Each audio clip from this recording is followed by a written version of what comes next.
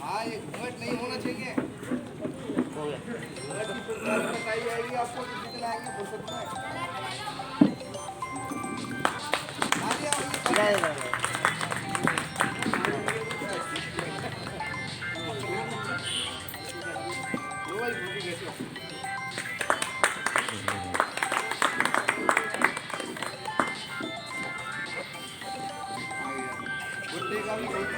बड़ा हो जाएगा और मेरे मोहल्ले के अली साथी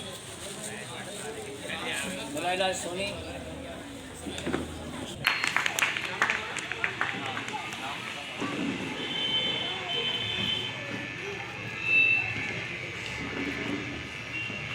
साथियों, सबसे पहले इस मूल्यवासी समाज में जन्मे सभी महापुरुषों को मैं नमन करती हूँ और बाबा साहब अम्बेडकर को ज़्यादा नमन करती हूँ। क्योंकि सारे कार्यों को जो एक सही रूप दिया संविधान का, और संविधान में जो हमें अधिकार दिए, खास करके महिलाओं को जो अधिकार दिए, तो उसके लिए बाबा साहब अम्बेडकर को मेरी तरफ से कोटि कोटि नमन। आज हम 26 जनवरी मना रहे हैं। क्योंकि बाबा साहब अम्बेडकर ने संविधान लिखा और उस संविधान में हम लोगों को सारे हक और अधिकार दिए। महिलाएं जो आज कोई भी घर में कोई भी बात हो जाए तो तुरंत कोर्ट कचहरी और थाने में चली जाती है, लेकिन उन्हें ये नहीं पता कि ये अधिकार किसने दिया। महिलाओं को ही नहीं पता है, वो किसी भी जाति की हो, सवर्णों की ही क्यों ना हो, उनको भी बाबा साहब अम्बेडकर ने अधिकार दिए, लेकिन वो नहीं मानती है इस बात को। ये अलग बात है। व्यवस्था है, उस व्यवस्था को परिवर्तन हम महिलाएं ही करेंगी सबसे पहले। और वो कौन सी व्यवस्था है आप सोच रहे होंगे, तो वो व्यवस्था जो है, संत कबीर साहब ने कहा था कि पत्थर पूजे हर मिले तो पूजू जाए पहाड़, बातें तो चकिया भली जो पीस खाए संसार। यानी कि अगर पत्थर को पूजने से भगवान मिल जाए तो जो पहाड़ होता है वो तो सबसे बड़ा होता है ना, तो उसे पूजने से तो बहुत कुछ मिल सकता है। तो उससे तो अच्छा है कि जो चाकी होती है और जिसमें गेहूं आटा पिसता है और पिसने के बाद में वो सभी का पेट भरने का काम करता है, तो उससे तो अच्छी वो हुई ना चाकी। तो इसीलिए हम महिलाओं को सबसे पहले अपने घर से दुश्मन की जो बनाई हुई व्यवस्था है उसको हटाना पड़ेगा और हमें बाबा साहब की फोटो नहीं, उनके विचारों पे चलना पड़ेगा। बाबा साहब के जब तक हम विचारों पे नहीं चलेंगे तब तक कुछ भी होने वाला नहीं है। और बाबा साहब ने कहा था शिक्षित हो, सबसे पहले पढ़ने लिखने की शिक्षा की बात कही थी। क्योंकि शिक्षा से ही हमें अधिकार मिलेंगे। अगर हम पढ़ेंगे नहीं, पढ़ने लिखने से ही सोचने समझने की शक्ति आती है। पढ़ेंगे लिखेंगे नहीं तो समझेंगे कैसे, जानेंगे कैसे, जब जानेंगे नहीं तो अपने अधिकार मांगेंगे कैसे। इसीलिए हमें शिक्षा की जरूरत है सबसे पहले। इसीलिए मैं कहती हूँ, चाय आधी रोटी कम खाओ, चाय हाथ पे रख के खाना खा लो, घर के बर्तन फेंक दो, लेकिन अपने बच्चों को हर हाल में पढ़ाओ, हर हाल में शिक्षित करो। क्यों? उनका पढ़ा लिखा होना बहुत जरूरी है। क्योंकि हम अपने, अगर आज हम नहीं पढ़ पाते तो यहाँ तक क्या पहुँचते। हम पढ़ लिख करके, बाबा साहब ने हमें अधिकार दिए संविधान में और हम पढ़ लिख करके यहाँ तक पहुँचे। और हमारे यहाँ तक पहुँचने की वजह से ही कुछ लोगों के, आप जानते हैं, पेट में दर्द होने लगा, जो बर्दाश्त नहीं कर पा रहे और हमारी सारी चीजें खत्म कर रही है। चाहे वो पढ़ाई हो, चाहे नौकरी हो, है ना, चाहे वोट का अधिकार हो। इसलिए सबसे पहले हमारा शिक्षित होना, फिर इकट्ठा होना और फिर दूसरों से लड़ना बहुत जरूरी है। अगर हम में एकता नहीं होगी तो हम नहीं लड़ पाएंगे। आप बताइए मुझे, सबसे ऐसी समाज में जो है सबसे सफाई करने का काम करते हैं, तो कितना काम बहुत अच्छा है, लेकिन उसी ही व्यक्ति को बुरी नजर से देखा जाता है। वो घर की सफाई करना इतना आसान नहीं, लोग अपने घर में सफाई करते हैं लेकिन उस चीज को नहीं देखते। दूसरा सफाई करता देखते हैं, उसको गलत उससे देखते हैं, जबकि इतना अच्छा काम करने के बाद भी। तो हमें ये सफाई का काम छोड़ना होगा और हमें अपने हाथ में कलम पकड़नी होगी।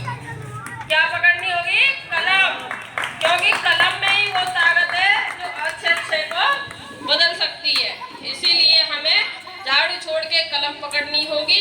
और हमारा कोई भाई अगर गरीब है और नहीं पढ़ा पा रहा है अपने बच्चे को, तो उसके पढ़ने के लिए भी चंदा इकट्ठा करके उसके बच्चे को पढ़ाने की कोशिश करिए आप लोग, है ना? क्यों? क्योंकि पढ़ना बहुत जरूरी है। मैंने क्या कहा? शिक्षा बहुत जरूरी है, क्योंकि बाबा साहब ने कहा था शिक्षा वह शेरनी का दूध है जो पिएगा वही दहाड़ेगा। आज मैं भी आपके सामने खड़ी हूँ, बोल रही हूँ, तो किसकी वजह से? शिक्षा होने की वजह से। बताइए, गलत हो तो इसीलिए शिक्षा बहुत जरूरी है हमारे लोगों को। तो शिक्षा दिलाइए अपने बच्चों को और पड़ोस में भी बताइए। और हमारी जो महिलाएं बैठी है, महिला शक्ति, वो आज यहाँ से जो भी अच्छी बातें यहाँ बताई हैं सभी ने, उन सभी अच्छी बातों की चर्चा अपने घर में, अपने पड़ोस में सब जगह करेंगी, बताएंगी कि वहाँ इस तरह की बात हुई। और हमारी जो महिलाएं हैं, बाबाओं के जाके चरणों में लोट पीट करती हैं और अपने घर में जो सास ससुर होते या माता पिता होते, उनको वो पानी देना भी पसंद नहीं करती हैं। और वो बाबा क्या है, ठगने का काम करते हैं और कुछ नहीं वहाँ पर। इसलिए हमें अपने घर में जो बुजुर्ग हैं, उनको सम्मान देने की जरूरत है, उनको खाना देने की जरूरत है, ना कि फालतू के आवा बाबाओं के चक्कर में पड़ने की जरूरत है। वहाँ कुछ नहीं होने वाला सिवाय हमारे ठगी के और बेफजूल की बातों के, समझे? अभी आप जानते ही हैं, बागेश्वर धाम के जो बाबा हैं, उनकी पोल महाराष्ट्र में खुली गई है। वो वहाँ से भाग आए थे छोड़ के अपनी एक सभा को। तो मैं समझती हूँ कि आप लोगों को उससे बहुत बड़ी सीख लेनी चाहिए, बहुत कुछ समझना चाहिए कि जो संविधान है, संविधान की वजह से ही तो ऐसा हुआ ना। अगर वो इतना चमत्कारी बाबा था तो वहां से क्यों भाग के आया? वहां पे अपनी रक्षा कर लेता खुद। और वो इतना चमत्कारी है, दिव्य दरबार लगाता है और हनुमान जी को बताता है कि हनुमान जी आते, तो वो हनुमान जी जाके बॉर्डर पे रक्षा करे ना। सबसे ज्यादा तो बॉर्डर पे उनकी जरूरत है कि नहीं है? हैं? मैं ज्यादा मुझे नहीं पता आप लोग मानते या नहीं, लेकिन जो बात है मैं वही कहूंगी। अगर कहीं भी गलत लगे तो आप लोग मुझे बता सकते हैं। तो बॉर्डर पे जाके रक्षा करे वो हनुमान जी, ताकि हमारे जो फौजी भाई हैं वहाँ ठंड में, इस समय कितनी ठंड होती है और ठंड में वो वहाँ पर बॉर्डर पर पड़े हैं, तो वहाँ जाके जरूरत है ना उनको। लेकिन वो वहाँ नहीं है, वो केवल बागेश्वर धाम में ही आते हैं हनुमान जी केवल, है अपना दिव्य दरबार दिखाने के लिए। तो सब बेकार की बातें हैं। आज विज्ञान ने इतनी तरक्की कर ली है कि हम ये जो फोन चला रहे हैं, इससे ही मैसेज दूसरे के फोन में भेजे तो तीसरे व्यक्ति को पता नहीं चलता। और अगर हमें किसी का, कोई हमारा पुराना भी साथी है और उसका नाम डाल के हम प्रोफाइल देखें फेसबुक पे, तो वो निकल आती है और उसकी सारी डिटेल हम लोग निकाल सकते हैं। बताइए, तो किसका चमत्कार है ये? विज्ञान का, विज्ञान का। इसलिए हमें विज्ञान की जरूरत है। तथागत बुद्ध ने भी कहा था कि अपना दीपक स्वयं बनो। क्यों कहा था उन्होंने? इसीलिए कहा था, उन्होंने कहा था कि मैं जो कह रहा हूँ, मैं उन्हीं की बात को दोहराती हूँ कि मैं जो कह रहा हूँ इसलिए इस बात को मत मानो, यानी कि मैं जो कह रही हूँ आपसे इस बात को मत मानो, बल्कि अपनी इस बुद्धि और विवेक से सुनो, समझो कि मैडम जो बोल के गई उसमें कितना क्या सही है क्या गलत है, उसे विचार करो फिर मानो। मैं नहीं कह रही हूँ कि मैं बोल रही हूँ तब मानो आप ऐसा, लेकिन अपने इससे सोचो, है ना? मैं आपको बताती हूँ, मैं किसी को नहीं मानती हूँ, किसी देवी देवता को नहीं मानती हूँ। मैं भगवान शब्द का अर्थ आपको बताती हूँ। भा से भूमि यानी पृथ्वी, गा से गर्मी यानी सूर्य, वा से वायु यानी हवा, और ना से नीर यानी जल, यानी जल। अगर इन चारों चीजों में से हमें कोई भी एक चीज ना मिले, क्या हम जीवित रह सकते हैं? बताइए आप। हमें हवा नहीं मिले, पानी नहीं मिले, या ये सूर्य नहीं निकले, तो क्या हम जीवित रह पाएंगे? नहीं रह पाएंगे ना। क्यों? तो जब हम जीवित नहीं रह पाएंगे तो हमारा भगवान कौन हुआ? ये। और जिसको हम मानते हैं वो पत्थर के देवी देवता जो स्वयं अपनी रक्षा रक्षा नहीं कर पाते। अगर कोई वहाँ पे आपने देखा होगा कि कोई बतासा चढ़ाया है और फिर पानी डाला है तो कुत्ता चाटने लगता है, वो अपनी रक्षा नहीं कर पाते हैं, वो हमारी क्या रक्षा करेंगे। कोरोना जिस समय आया था उस समय सारे मंदिरों में एक से एक मंदिरों में ताले पड़ गए थे, आप याद कीजिए। सारे मंदिरों में, बताइए भगवान को क्यों कोरोना होगा भाई, वो तो भगवान है स्वयं अपने आप में, है ना, उनको क्यों कोरोना होगा। तो उनको ताला पड़ गया था। तो हमें यहाँ से अपने दिमाग को खोलने की जरूरत है, वहाँ हमें कुछ नहीं मिलने वाला है, इसलिए वहाँ पे अपना टाइम वेस्ट ना करें और अपना जो समय है वो शिक्षा के लिए अग्रसर करें, पढ़ाई के लिए अपने बच्चों को पढ़ाएं, जो पढ़े लिखे वो दूसरों के बच्चों को पढ़ाएं, तो वो हमारे देते थे माँ बाप पढ़ा, मानवतावादी लोगों की हिस्ट्री पढ़ी और आज हम इस स्थिति में हमने इतना अध्ययन कर लिया है कि हमने शंकराचार्य को भी लिख के चुनौती दे दी है। इनकी किताब छापने वाले गोरखपुर का एक गीता प्रेस छापते हैं, उन्होंने एक शब्द लिख दिया उसमें, आज तक मेरा जवाब नहीं दे पाए। आज तक एक रामायण की चौपाई पर उन्होंने नीच कहा, उसका मैंने जवाब मांगा है कि क्यों नीच है, इसका जवाब दो, आज तक जवाब नहीं आया है, दे ही नहीं सकते। तो ख्याल करिए, हम हिंदू न थे और नहीं, हमको तो हिंदू बनाया गया है सिर्फ अपने मतलब के लिए, अपने स्वार्थ के लिए। अरे जब हम हिंदू है तो फिर भेदभाव किस बात का, फिर तो सब एक है। तो कितना बड़ा मजाक है कि हिंदू एक हो जाओ, देश के हिंदू एक हो जाओ, कितना बड़ा मजाक है। इससे बड़ा मजाक तो कोई हो नहीं सकता है। पहले 6.5 जातियों में तुम उसको बदल तोड़ते हो, बांटते हो, फिर कहते हो एक हो जाओ, ये कितना बड़ा मजाक है। यानी पहले तो शरीर के टुकड़े काटते हो, फिर कहते हो शरीर जुड़ जाओ। अरे भाई कैसे जुड़ जाएंगे, ये तुम्हारी नीयत खराब है। जब तुम इसको 6.5 जातियों में बांट रहे हो और कह रहे हो हिंदू हिंदू एक है जाओ, तो जब हिंदू हिंदू एक है तो फिर ये शर्म कैसी, फिर ये भेदभाव कैसा, सब हिंदू एक है तो एक दूसरे के शादियां करो। जब हिंदू हिंदू एक है तो इंटरव्यू में नंबर क्यों दिए जाते हैं कम। अभी आप लिस्ट लगा के देखिए, मैंने आगे करवाई है, असिस्टेंट प्रोफेसरों की जगह में जनरल वालों को 65 से 80 तक नंबर दिए गए हैं, 100 में 65 से 80 तक, और ओबीसी वालों को 35 से 62 तक, और एससी वालों को 38 से 65 तक, और एसटी वालों को 42 से 68 तक। तो भाई कैसे सेलेक्ट हो जाएंगे हमारे लोग, नौकरियों में कैसे चले जाएंगे। जब हिंदू हिंदू सब एक है तो बराबर का नंबर दो। जब रिटन टेस्ट में ओबीसी एसटी और ओबीसी के लोगों के जनरल से ज्यादा नंबर आ रहे हैं, तो इंटरव्यू में तुम उनको ज्यादा नंबर दे क्यों काट रहे हो। तो फिर हिंदू हिंदू एक कैसे हो गए, फिर कैसे बराबर हो गए। तुम्हारे अंदर भेदभाव है, पाप है, दोषियों, दुष्टों, क्रूरों।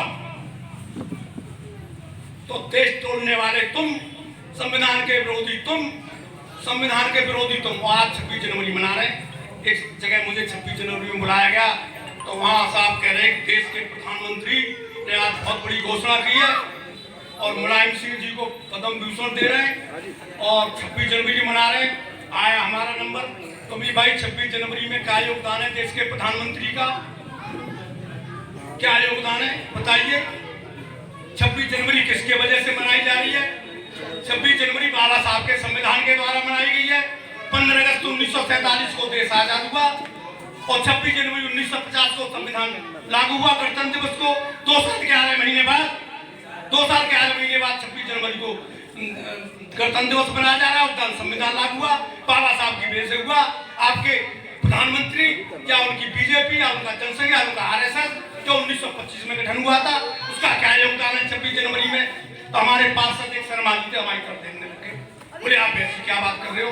नहीं, हम सत्य कह रहे हैं। आप तो कह रहे हो साहब देश के प्रधानमंत्री मोदी ने ये कर दिया वो कर दिया। प्रधानमंत्री मोदी का क्या योगदान है या उनके पार्टी का क्या योगदान है, आप बताइए। उसी समय कमलेश बहन जी का फोन आ रहा था कि आप वहां पहुंचो रैली में, मेरे की अभी मैं कार्यक्रम में हूँ किसी पार्क में। हमने क्या योगदान है देश की स्वतंत्रता में, क्या योगदान है भाजपा आरएसएस और बीजेपी का। ये तो अंग्रेजों के गुलाम थे, अंग्रेजों की गुलामी करते थे। आपका एक भी व्यक्ति अगर जेल गया हो इस 26 जनवरी के लिए, देश की आजादी के लिए, तो बताइए। लेकिन ये लोग तो राष्ट्र के विरोधी हैं, संविधान विरोधी नहीं, तर्क कर नहीं सकते, संविधान से छेड़छाड़ कर रहे हैं। मैंने हल्का सा यही बोला था कि आज की सरकार संविधान से छेड़छाड़ कर रही है, ज्यादा मैं नहीं बोला। तो उसमें कई लोगों को नाराजगी हो गई, साहब अरे इनको कैसे बुला लिया साहब यहाँ। हमने की भाई सच्चाई तुम सुन नहीं सकते, तुम्हें सच्चाई सुनने की ताकत नहीं है। मैं तो बहुत कुछ बोलना चाहता था, मैं तो ये सब अभी मौर्य जी का जो स्वामी प्रसाद मौर्य जी का प्रकरण चल रहा है, बिहार में प्रोफेसर चंद्रशेखर जी का प्रकरण चल रहा है, उस पर ही बोलना चाह रहा था। मेरे की कोई आदमी अगर सच्चाई बोल दे तो आपको बुरा लगता है क्या? रामायण में ये सच्चाई नहीं है? रोल कुमार सूत्र पर नारी, ये है तारण के अधिकारी, क्या ये सच्चाई नहीं है? भाई सच्चा उसको गलत माना तो गलत कहो, तो तुम्हें सही माने। अगर तुलसीदास ने वो लिखा है तो क्या देश की आधी आबादी जो महिला शक्ति है, जो पूजनीय है, उसको लिए भी उल्टा लिख रहा है। उसके लिए भी तुलसीदास दुबे नाम का व्यक्ति जो सर लगता है भांग पी के कुछ लिख रहा होगा, और फिर उस समय वो लिख रहा है कि सरसैया के घाट पे भई संतन की भीड़ और तुलसीदास चंदन से तिलक दे तिलक भी। अरे 400 साल पहले मुगलों के शासन में तुलसीदास पैदा हुआ, ये कह रहे हैं कि साहब राम तो 10,000 साल पैदा हुए। क्या वो देख रहा था? क्या दूरबीन थी? तुलसीदास जैसा व्यक्ति जब देश में मुसलमानों का शासन था, उस समय अंग्रेज भी नहीं आए थे। उस करुणा के सागर, लाइट ऑफ एशिया के नाम से विख्यात, प्रसार और प्रसार करने वाले ऐसे यूट्यूब पर डलेंगे महामानव तथागत बुद्ध के चरणों में बेटा सुनो, मैं समर्पित करता हूं, और साथ ही इस देश का बहुत ही बेहतरीन, जो विश्व में ग्रेटेस्ट बेस्ट जो भी कहूं, जो बाबा साहब ने संविधान दिया, वो आज विश्व का नंबर 1 संविधान कहा जाता है। ऐसे संविधान शिल्पी, विश्व रत्न, बोधिसत्व बाबा साहब के चरणों में श्रद्धा सुमन अर्पित करते हुए मैं हार्दिक स्वागत, वंदन और अभिनंदन करते हुए, मित्रों, काफी देर से चर्चा हो रही है। मैं लेट हुआ हूँ क्योंकि मेरे विद्यालय में कार्यक्रम चल रहा था, तो बहुत सारी बातें हो गई हैं, और मैं समझता हूँ कि आज जो गणतंत्र दिवस जो हमें मनाने का मौका मिला है, इसके पीछे सिर्फ और सिर्फ बाबा साहब डॉक्टर B.R. अम्बेडकर और उनके द्वारा रचित इस देश का संविधान, जिस संविधान ने हमको मनुष्य और समानता, सहिष्णुता और बराबरी का हक दिया है। बहुत ज्यादा कहने की आवश्यकता नहीं है, सारे लोग जानते हैं कि इससे पहले हम लोगों की क्या स्थिति थी। ये बखान करना कोई ज्यादा महत्वपूर्ण नहीं है।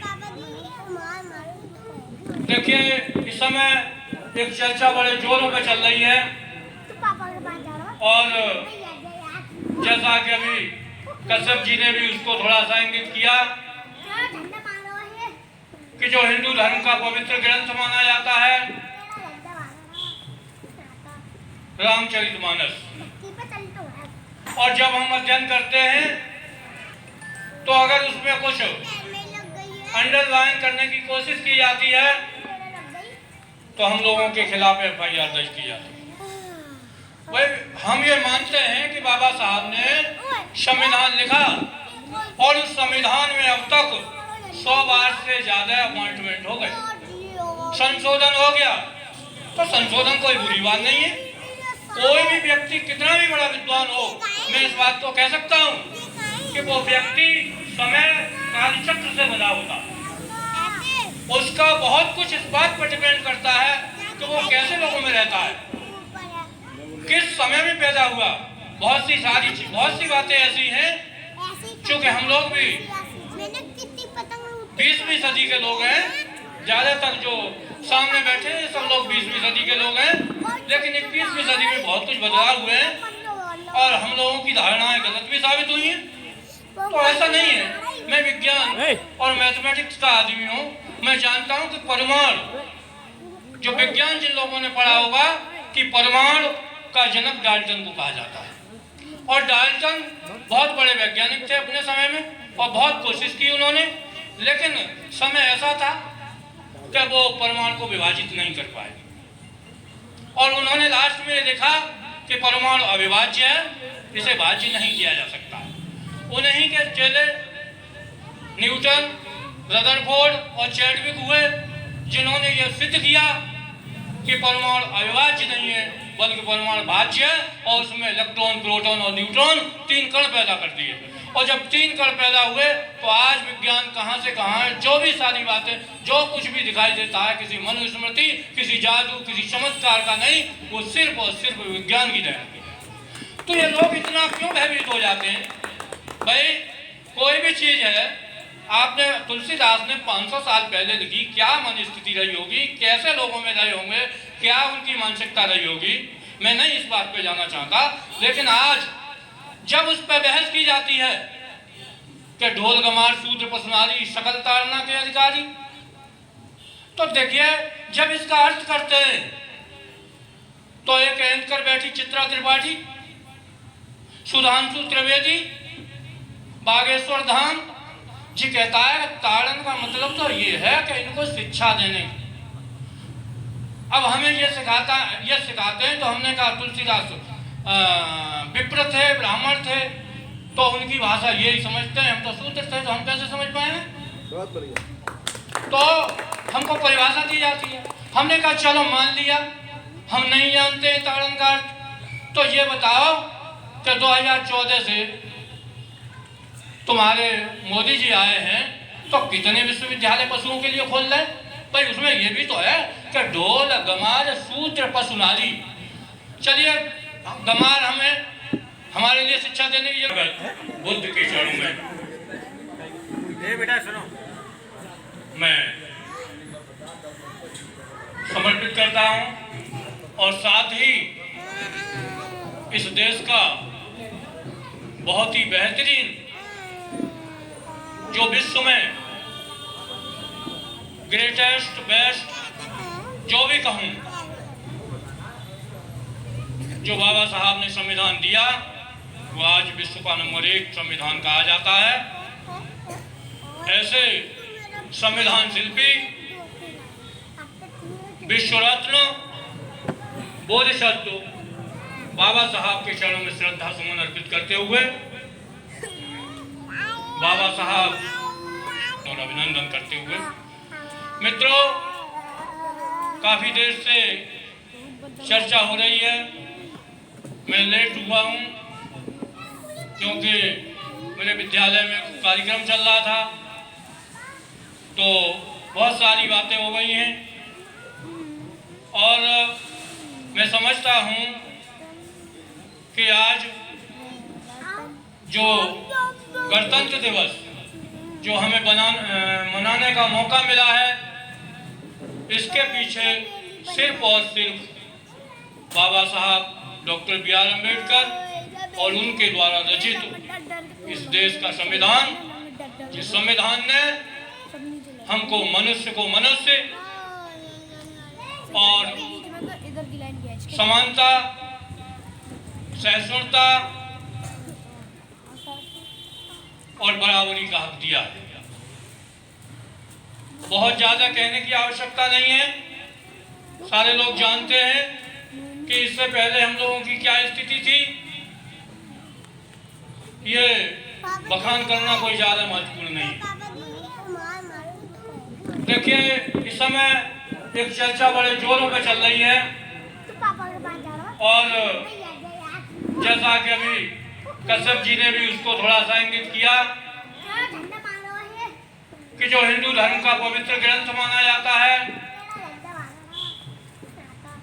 रामचरितमानस, और जब हम अध्ययन करते हैं तो अगर उसमें कुछ अंडरलाइन करने की कोशिश की जाती है तो हम लोगों के खिलाफ FIR दर्ज की जाती है। भाई हम ये मानते हैं कि बाबा साहब ने संविधान लिखा और उस संविधान में अब तक 100 बार से ज्यादा अपॉइंटमेंट हो गए, संशोधन हो गया। तो संशोधन कोई बुरी बात नहीं है।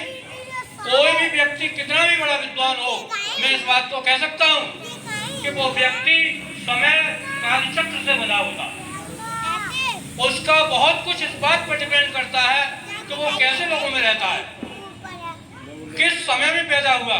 बहुत सी बातें ऐसी हैं क्योंकि हम लोग भी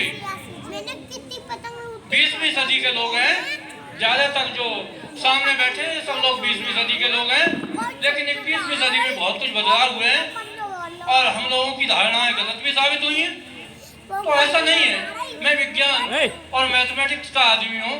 मैं जानता हूँ कि परमाणु, जो विज्ञान जिन लोगों ने पढ़ा होगा कि परमाणु का जनक डाल्टन को कहा जाता है, और डाल्टन बहुत बड़े वैज्ञानिक थे अपने समय में और बहुत कोशिश की उन्होंने, लेकिन समय ऐसा था कि वो परमाणु को विभाजित नहीं कर पाए और उन्होंने लास्ट में देखा कि परमाणु अविभाज्य है, इसे भाज्य नहीं किया जा सकता।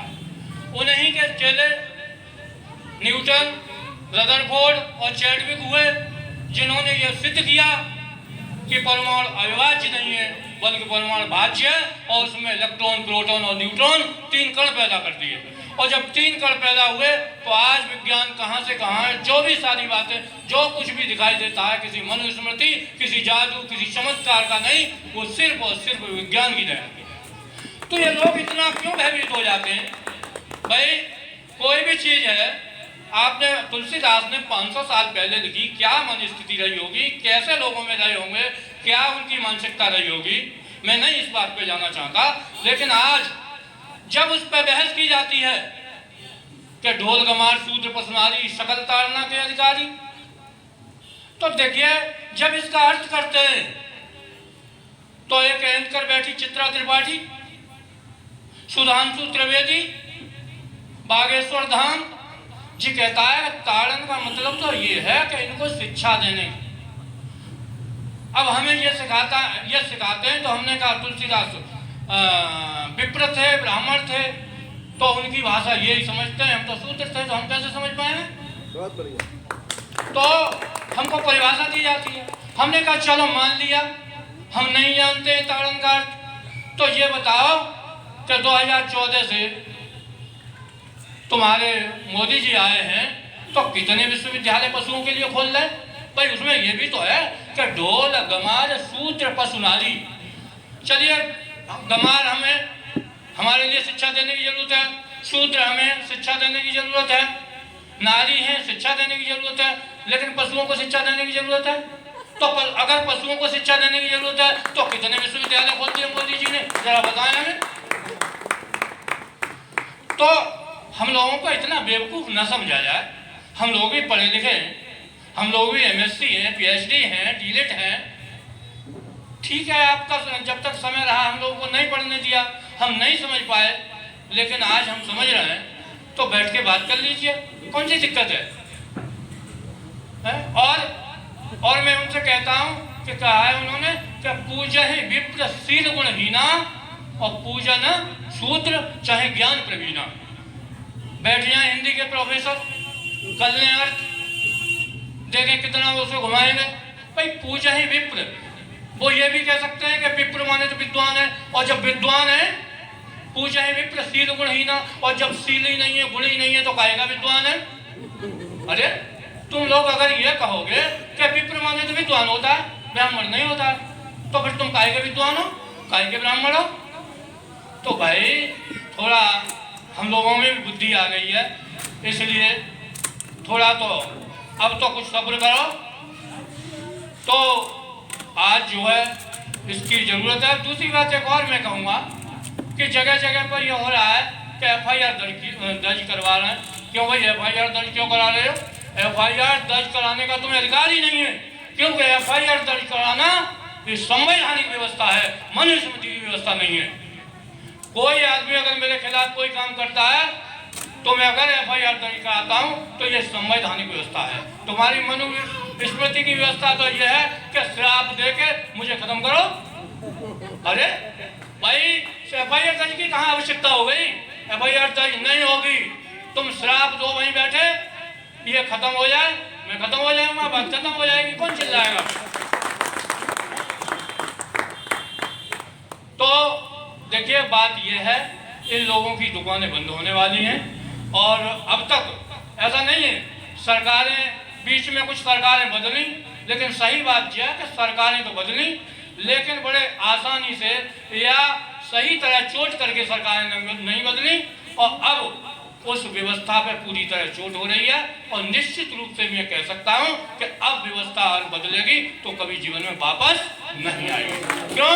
कि अब पूरा इंतजाम हो रहा है। पहले तो धीरे से धोखे में देके ये काम कर लिया गया था और अब सभी लोगों को जागरूक होने की जरूरत है। सब लोगों को इनके गलत शब्दों का, इनके गलत जो बखान कर रहे हैं, जो इतिहास दिखा रहे हैं, जो ग्रंथ बता रहे हैं, इन ग्रंथों को आपको पोल खोलनी है और निश्चित रूप से बदलाव आएगा। ऐसी कोई बात नहीं है कि बदलाव ना आए। प्रकृति का नियम है, change is the law of nature. प्रकृति का नियम बदलाव है और बदलाव में ही विकास संभव है। और ज़्यादा न कहते हुए मैं इन्हीं बातों के साथ अपनी वाणी को विराम देता हूँ। नमो बुद्धाय। जय भीम, जय संविधान, जय विज्ञान। बहुत बहुत धन्यवाद। मसीहा बाबा साहब, गौतम बुद्ध जी और हमारे जो बाहर से आए हुए नेतागण, मैं सभी का स्वागत करता हूं और अभिनंदन करता हूं। हमारे बीच में हमारे साथी, हमारे मोहल्ले के नौजवान और हमारे कमेटी के माननीय सतीश बाबू बाबुल चौपड़ा जगह है नहीं तो ख्याल चल रही है, और हमारे प्रधान जी करण सिंह जी और हमारे दुर्गा प्रसाद जी और हमारे साथी। तो मैं इतना कहना चाहता हूँ कि 1947 को देश आज़ाद हुआ, 1950 को आज 26 जनवरी को बाबा साहब का जो संविधान था पूरे देश में लागू हुआ और जो भी उन्होंने संविधान में कानून बनाई पूरी तरीके से वो लागू हुई। और बाबा साहब ने इतनी कानून बनाई कि मैं पहले भी कह चुका हूँ, फिर भी बताना चाहता हूँ कि यहाँ के अधिकारियों की, कलेक्टर की, DIG, IG, DGP, और एक बात मैं और कहना चाहता हूँ कि हिंदुस्तान के अंदर कोई भी कोर्ट हो, चाहे वो अलीगढ़ कोर्ट हो, चाहे वो हाई कोर्ट हो, चाहे वो सुप्रीम कोर्ट हो, मैं उनका सम्मान करता हूँ। लेकिन बाबा साहब ने कहा था कि मैं एक ऐसी चीज दे रहा हूँ कि प्रधानमंत्री जी को भी अधिकार नहीं है जो उन्होंने अधिकार राष्ट्रपति को दिया है।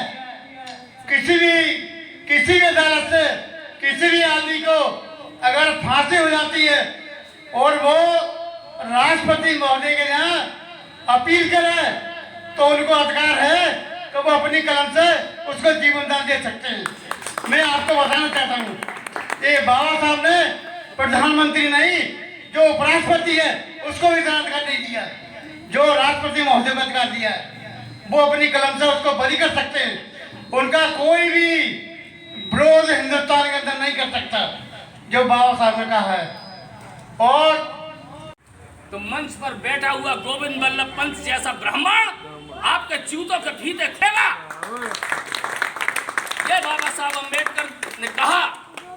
साथियों, मैं आपको बताना चाहता हूं 26 जनवरी नहीं होती अगर बाबा साहब का संविधान लागू नहीं होता। 26 जनवरी केवल 26 तारीख होती।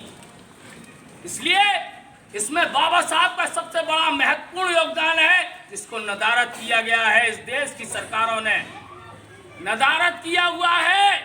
आप कहीं भी जाकर देख लीजिए, बाबा साहब की कोई तस्वीर नहीं मिलेगी। और बहुजन भारत मिशन इस देश में ये बता देगा कि हर सरकारी विभाग में और हर सरकारी तारीख में बाबा साहब का योगदान है और वो हम दिखा कर रहेंगे, सार्वजनिक करके रहेंगे। ये बहुजन भारत मिशन का मिशन है, संदेश है। धन्यवाद देना चाहता हूं हमारे आयोजक कमेटी को, बहुत बहुत कोटि कोटि धन्यवाद। इस पवित्र दिन पर, आज इस पवित्र दिन पर आप सबको यहाँ आमंत्रित किया, हम लोगों को आमंत्रित किया, उनको बहुत बहुत धन्यवाद, बहुत बहुत आभार। साथियों,